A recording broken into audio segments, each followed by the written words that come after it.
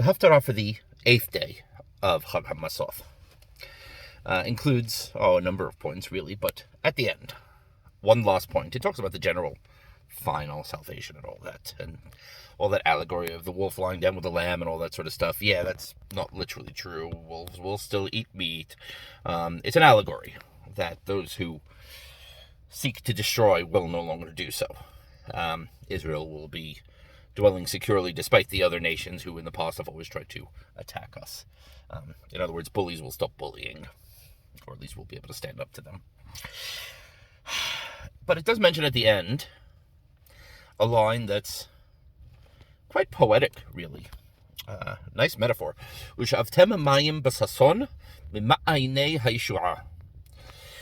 And you shall draw water in joy from the spring of salvation. That's kind of cool, actually. Springs of salvation. Sorry, it's plural. This is quite a potent line, to the point that Ashkenazim actually include this in their Havdalah. They say this every week at the end of Shabbat. What does that have to do with Chag haMaşşoth? Chag haMaşşoth was the time of our redemption from what might be called our first exile, our first period of difficulty. And the Messianic era in the future is the final redemption from our final period of difficulty, the ultimate redemption that will cover all and solve all, in a sense.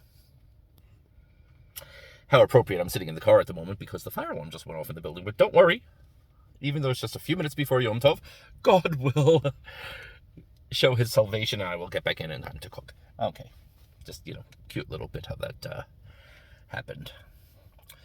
But the point is, you will draw water from the springs of salvation. I do love that. And I note particularly that it's plural. Salvation doesn't only ever come from one source. I don't mean not always. I mean it never does. There are always many, many factors. Ultimately, it's all from God. But there are many factors that go into play. There are lots of different factors. Just like a person doesn't come out of nowhere. A person has a father and a mother. Everything that happens in life is a result of myriad causes. Sometimes a few, sometimes a lot. Sometimes it really is myriad. Many, many different causes.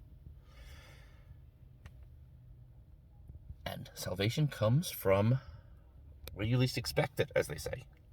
If you'd asked the Hebrews who's going to be the savior, they never would have pointed to Pharaoh's grandson.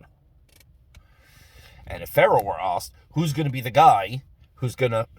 It's never the person you think. And it's never the way you think. But ultimately it happens. And when it does, it's a time for joy, for celebration. So, yeah, at this point we're up to the last day. Obviously not right now, I'm recording it before Yom Tov. But by the time you get to the reading for the 8th day, the extra day of Chag haMaşşoth, you're at the end. Holiday's wrapping up. And to be honest, it's kind of a temptation to say, I am Yom Tov'd out. But remember, it is a time for celebration. Enjoy it while you still have it, because afterwards you will miss the holiday. I know it seems weird.